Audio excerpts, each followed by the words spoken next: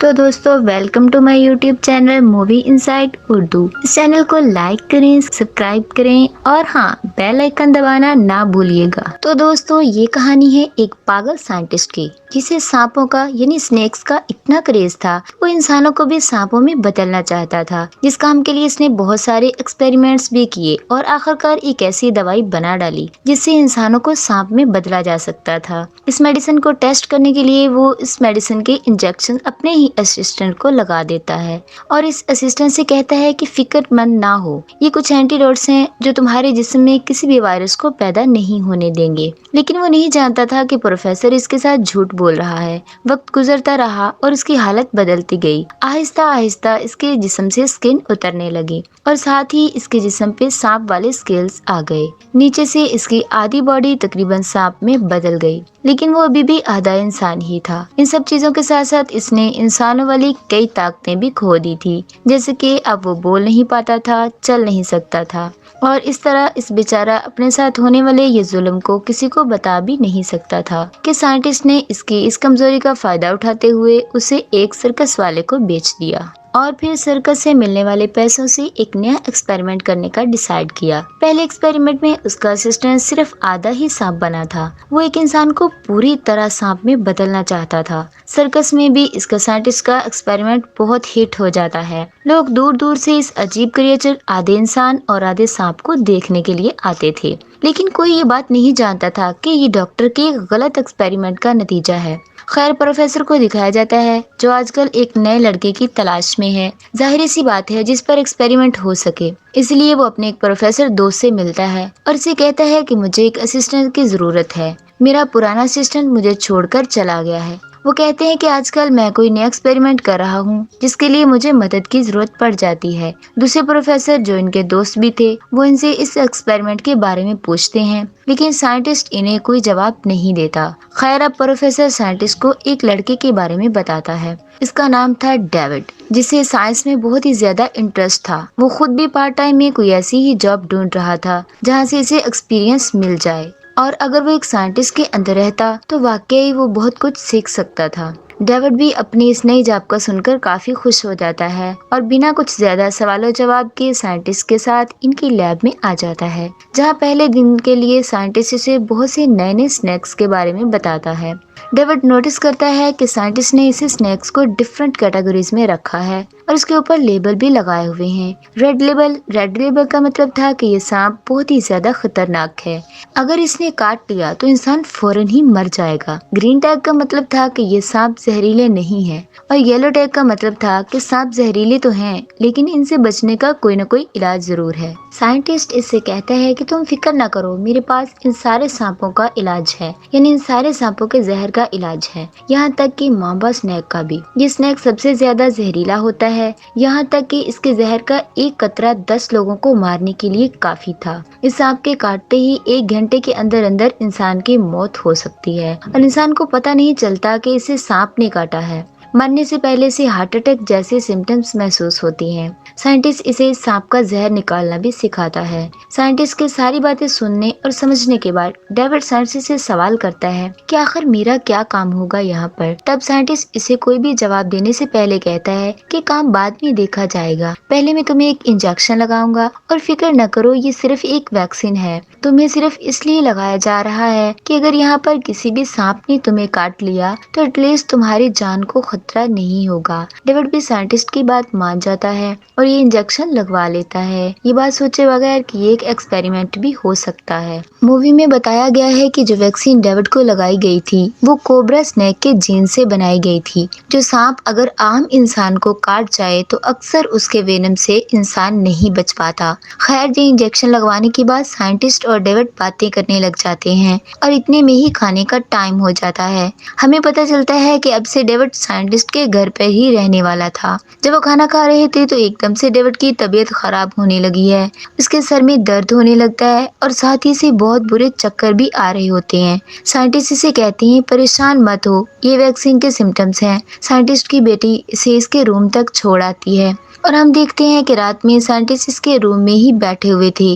David کو بھی رات میں عجیب و غریب خواب آ رہے تھے اور خواب میں وہ بس سانپوں کو ہی دیکھ پا رہا تھا۔ اس کو بہت زیادہ گرمی بھی لگ رہی تھی اور صبح بھی وہ بہت دیر تک سوتا رہا۔ صبح اس کی آنکھ گھر کے باہر ہونے والے شور سے کھلی۔ باہر جا کر اس نے دیکھا تو بہت سارے لوگ گھر کے باہر جمع ہوئے تھے۔ یہ سب کے سب سائنٹسٹ کا ٹیلنٹ دیکھنے کے لیے آئے ہوئے تھے، جس میں سائنٹسٹ بنا کسی پروٹیکشن کے ایک کوبرا کا زہر نکالنے والا تھا۔ بے شک سائنٹسٹ اس کے کام میں ماہر تھا، لیکن ہر وقت یہ کام کرتے ہوئے بہت زیادہ محتاط رہتا تھا۔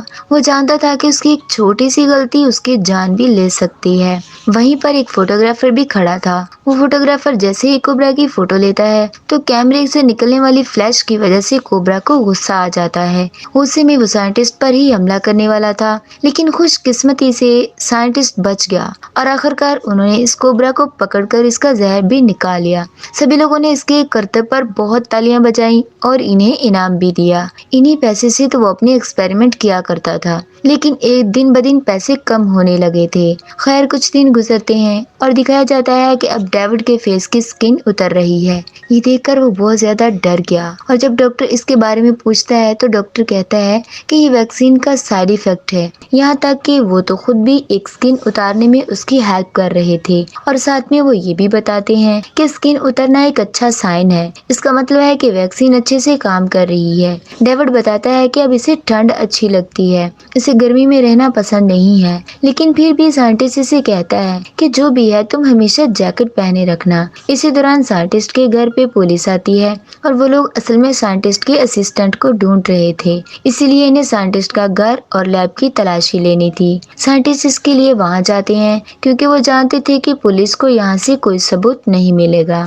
وہ جب لیب کے اندر آتے ہیں تو دیکھتے ہیں کہ سائنٹسٹ کی بیٹی ایک بہت بڑے پائتھن کو دیکھ رہی ہے، جسے اٹھا کر ایک دوسرے روم تک پہنچانے میں بھی یہ آفیسرز اس کی مدد کرتے ہیں۔ یہاں تلاشی لینے کے باوجود آفیسرز کو کچھ بھی نہیں ملتا تو آفیسرز ایسے ہی یہاں سے چلے جاتے ہیں۔ خیر دکھایا جاتا ہے کہ سائنٹسٹ ہر روز ڈیوڈ کو کوئی نہ کوئی ویکسین لگایا کرتا تھا اور ڈیوڈ بیوقوف یہ پوچھتا بھی نہیں تھا کہ یہ سب کس لیے ہے۔ اس سب کو ایک مہینہ گزر چکا تھا۔ اسے اب اکثر سانپوں کے ہیلوسینیشنز بھی ہوا کرتے تھے، لیکن پھر بھی وہ لیب میں کام کرتا تھا۔ اسے سائنٹسٹ کی بیٹی کرسٹینا بھی اچھی لگنے لگی تھی اور شاید کرسٹینا کو وہ بھی۔ یہ دونوں ہی کچھ سانپوں کو خریدنے کے لیے ایک دوسرے شہر جاتے ہیں۔ واپس آتے ہوئے وہ لوگ سرکس دیکھنے کے لیے رک جاتے ہیں۔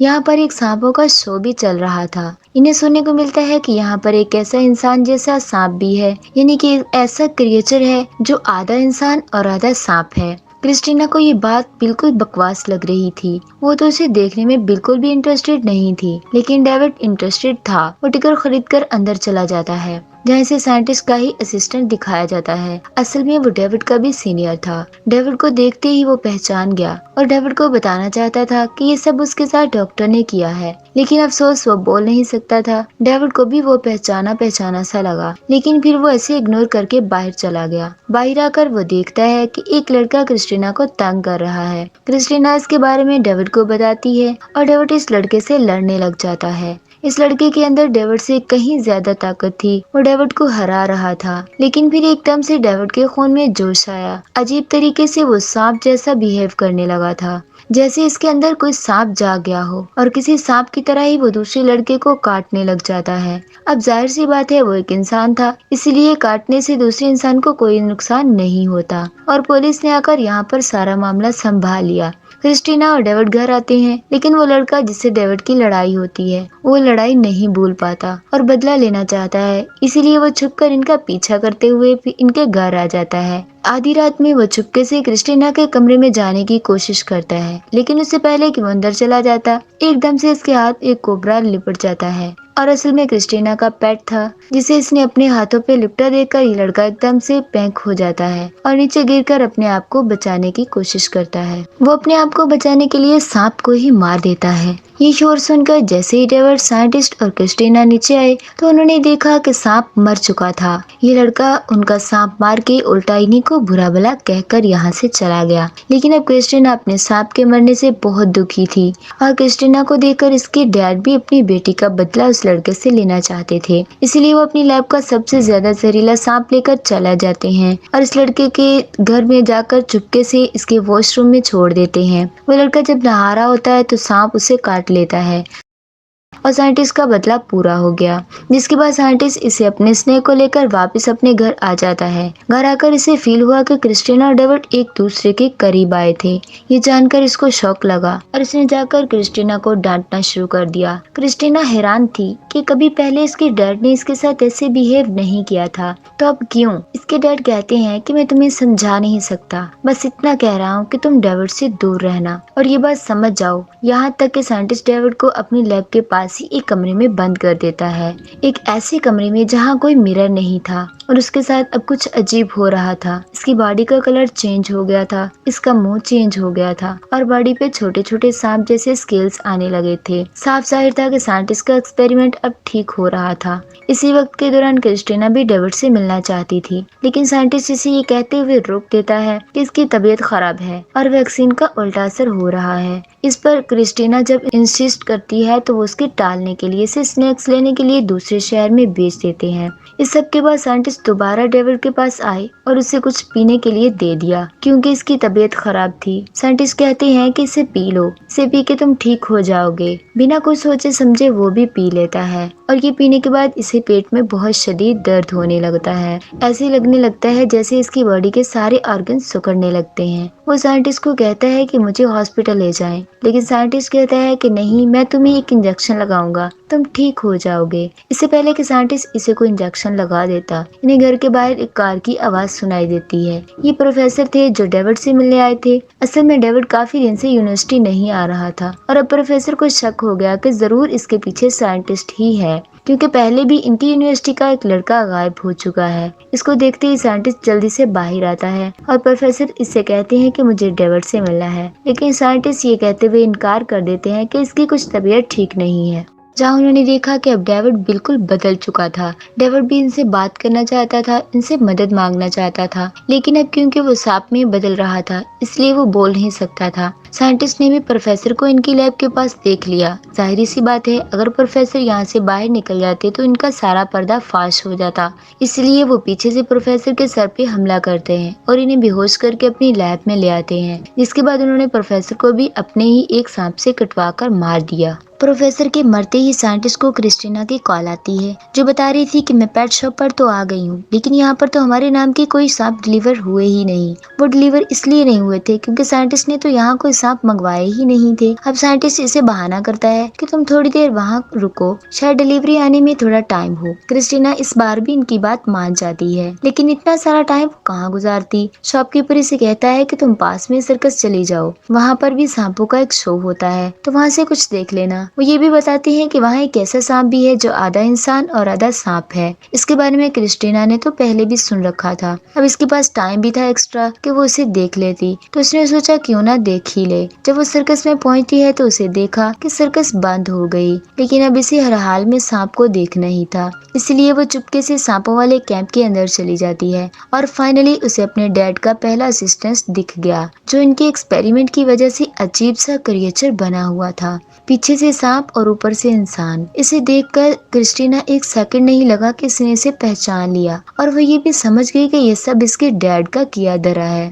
उसे ये समझने में भी अब देर नहीं लगी कि इसके डैड ने किसी प्लान के तहत ही इसे दूसरे शहर में भेजा था और अब डेविड की जान भी खतरे में है। इसकी जान बचाने के लिए वो बिना वक्त जाए किए अपने घर से निकल आती है। अब साइंटिस्ट के ही शहर में हमें दिखाया जाता है कि साइंटिस्ट ने अपनी बेटी का बदला लेने के लिए जिस लड़के को मारा था, उसके वाइफ भी पुलिस में FIR लिखवाने आई थी। इसने पुलिस को बताया कि लड़के ने साइंटिस्ट का एक सांप मार दिया था, तो इसे यकीन है कि साइंटिस्ट ने ही अपना बदला लेने के लिए इसे मारा है। अभी पुलिस इस बात की एक्शन लेने ही वाले थे, तो पुलिस को साइंटिस्ट के खिलाफ एक और रिपोर्ट मिल गई। इसे इस प्रोफेसर की फैमिली ने भी पुलिस को बता दिया कि प्रोफेसर आखिरी मर्तबा साइंटिस्ट के घर गया था और फिर वहां से वापस नहीं आया। इससे पहले भी साइंटिस्ट का एक असिस्टेंट गायब हो चुका है और अभी भी साइंटिस्ट का दूसरा असिस्टेंट यूनिवर्सिटी नहीं जा रहा। इतनी सारी खबरें मिलने के बाद पुलिस का इन्वेस्टिगेशन तो करना बनता था। वो साइंटिस्ट के घर चले जाते हैं और यहाँ लैब के अंदर अब साइंटिस्ट डेविड के ऊपर एक्सपेरिमेंट कर रहा था।